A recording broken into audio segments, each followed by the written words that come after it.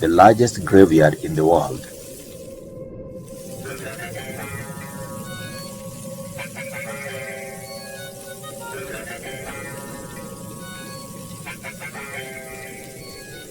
Ogila the hare was making very interesting entries in his diary about the paw prints from his patch on the back of the elephant. A careful following of these ancient marks will lead us to fossils of ancient animals. Fossils are not like grandma's stories. They are the scientific proof that the savannah, where my home is the birthplace of all animals. Ogila the hare was very proud of his use of words like ancient, fossils, and scientific proof. They made him feel very learned and scientific. He went on. In our right minds, we can conclude that the savannah is the original home of all animals, and these include the bears, the tigers, the reindeer, and the elk. About Apulapul, he must have been chased from the fellowship of savannah animals because of his bad ways. Perhaps this story should be the Christmas gift to Kathu.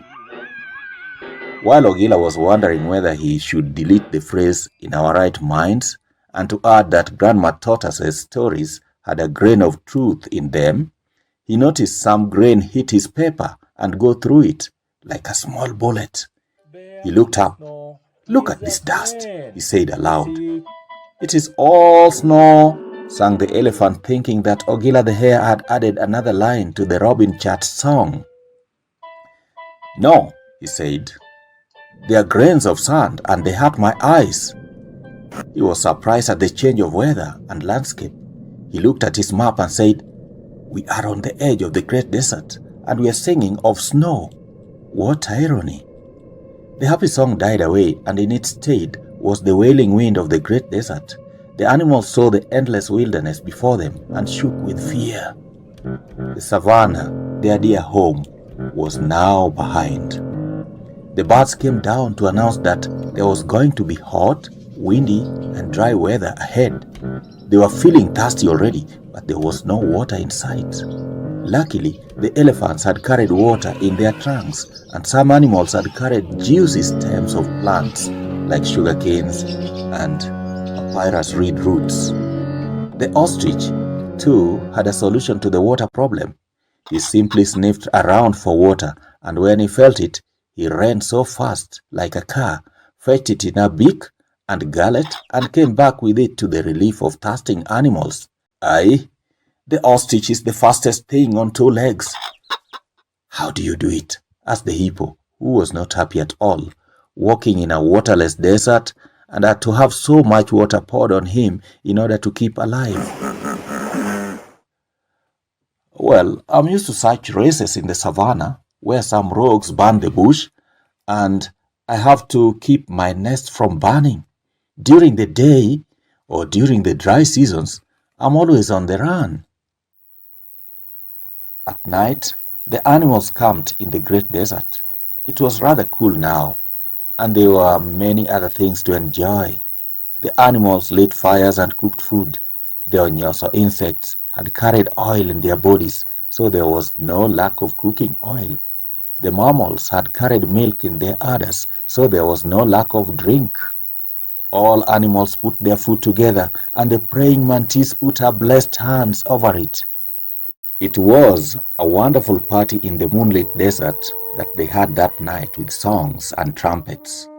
The sun rose in golden colors over the smooth sand dunes, and the journey went on.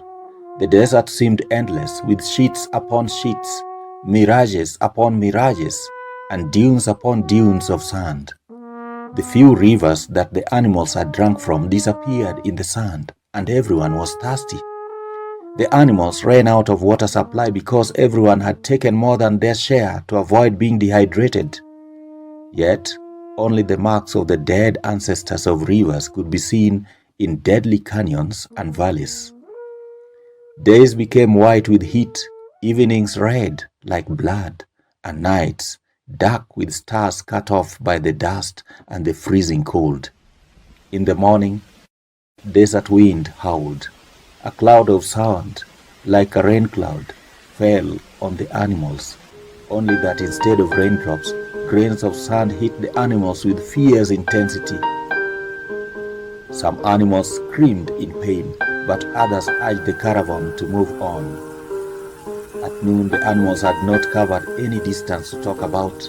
Some birds collapsed from the sky and would have been cooked in the baking sand had not their bigger colleagues picked them up and carried them on their backs. The bigger animals trudged on, staggering as though they had taken too much of the Amarula wine. Then the animals saw so many sand dunes ahead, tall and smooth like a group of beauties posing for a desert photo. But their blood-red color and the searing heat they emitted were ominous enough to make the animals have second thoughts about them. Moreover, there was one that was shaped like a ghost of an animal, complete with legs, horns, tails, and canines. The animal stopped. The weaverbird perched herself on a hot rock and looked around. She could see skeletons of all types of plants and animals strewn in the sand. "It must be the largest graveyard in the world," she said. Grandma Tortoise came and seated herself beside her. "They died," she said. "They died." "Who died?" asked the hyena, looking at the skeletons admiringly. The squirrels edged closer, but they were too exhausted to ask questions. The animals discovered more and more skeletons. The wind was moaning now, and with it voices like those of screaming people. Grandma Tortoise kept on chanting, "They died! They died! Oh, how terrible was the rage! They died! Who would avoid the stare? They died!" The animals began to see things. "I am seeing a giant frog keeping water in its throat, but refusing to give me even a drop for my burning tongue," said the rhino. "A desert hyena is standing in my way, but I'll just gore it to death," said the buffalo, stumbling on a rock. There is so much water in front of me, but I can't drink or swim in it," said the hippo. "I am dying," he said, collapsing. With a thud, the hippo crumbled in a heap. His breath was heavy, and his skin was sweating blood. The animals crowded around him. "Do something, sir," said Grandma Tortoise, running towards Prince Lion, who was behind. "Don't you see this is the ghost hole? The ghosts are sending hallucinations."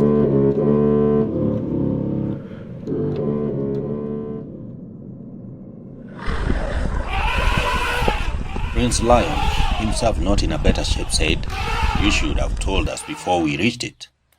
"But the ghost hole does not announce itself," said Grandma. "You can't see it until you reach it." "Let's give the hippo some shade," said Prince Lion.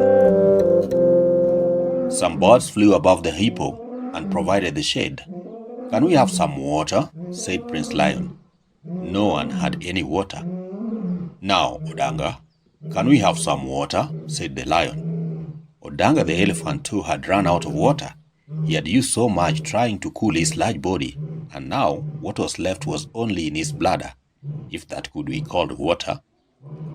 After a signal from Prince Lion, he thought hard and, stepping aside, passed out the coolest water from his bladder. In big containers, the water was poured onto the body of the hippo until it stopped sweating blood and rose up. But even then, some more animals had been brought down by the heat of the hottest desert in the world. Many more were in bad shape. "This ghost hole was once a large city with beautiful fertile gardens," said Grandma Tortoise. "But the people here and their friends cut down the trees belonging to the sun, making him so angry. Then he stared at this city, and when the people started moving, he struck them. They all died screaming, and we can still hear their screams up to now. The wind blew over the city and buried them with the sand. Each of these mounds is a tomb to thousands. Oh, how terrible is the rage of the sun." It It seemed as though the sun was doing the same staring business with the animals too. Suddenly, the ghostly sand dune sprang to life. It kicked the sand, bared its canines, and lurched towards the animals. It made a boxing move, punching in the air and dancing as it went for the animals. "The ghost of the dunes," said Grandma Tortoise. "He was once the king of the vast empire, but now he desires to eat us up." "What are we going to do?" asked the weaver bird. "Return to the savannah, ha ha ha ha," said the hyena, "or else we shall soon be eaten or begin eating each other." "That would be cannibalism," said the weaver bird. "No, that would be survival," said the hyena, looking at the skeletons and weak bodies of animals and licking his drooling lips. "Shame on you, hyena," said the prince lion. "How can you think of such horrible things?"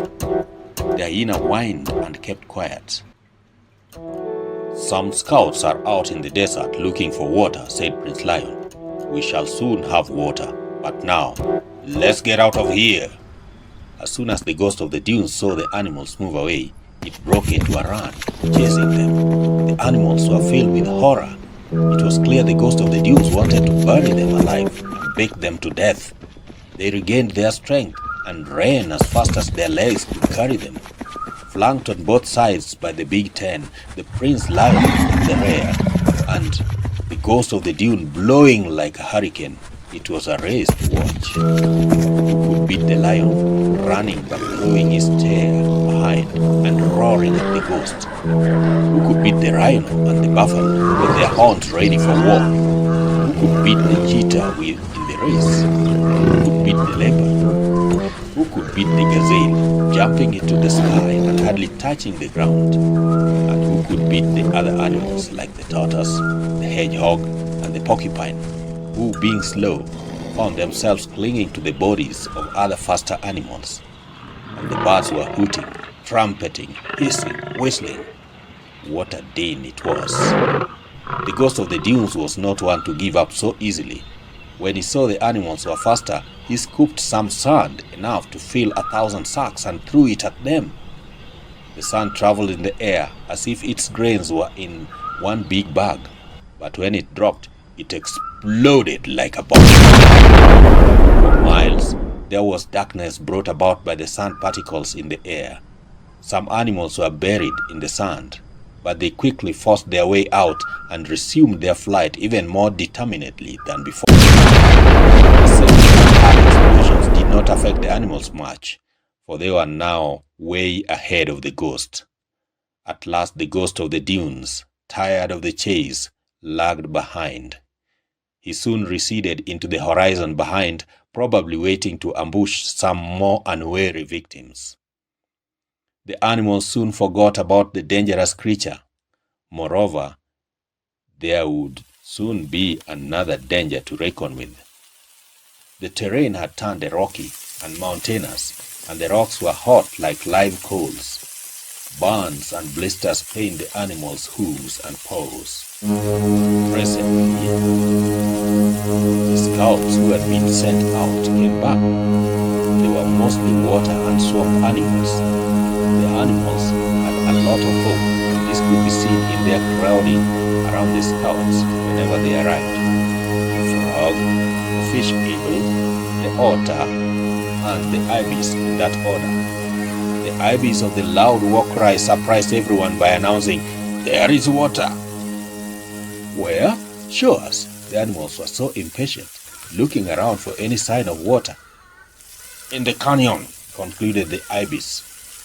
The canyon was just ahead, between some two rocky hills. It was deep, as canyons always are, but once out of the hills, it soon gave way to the sandy plains. Indeed, it was a very short affair, looking like a rectangular hole chiseled out of the sides of the hills. Although it looked dark and fearful, the animals took to it, driven by the need for water. "Careful, careful," said Ogila the hare, placing himself between two rocks that served as the entrance to the canyon, trying to block big animals hundreds of times bigger than him. It was like blocking a dam with a finger. The animals laughed at the tiny gorilla. They thought the hare had turned delirious, maybe because he was dehydrated. The urge to drink made the animals crazy, and they stormed into the canyon even as a herd of wild beasts throws itself into the river Mara without any care about the waiting crocodiles.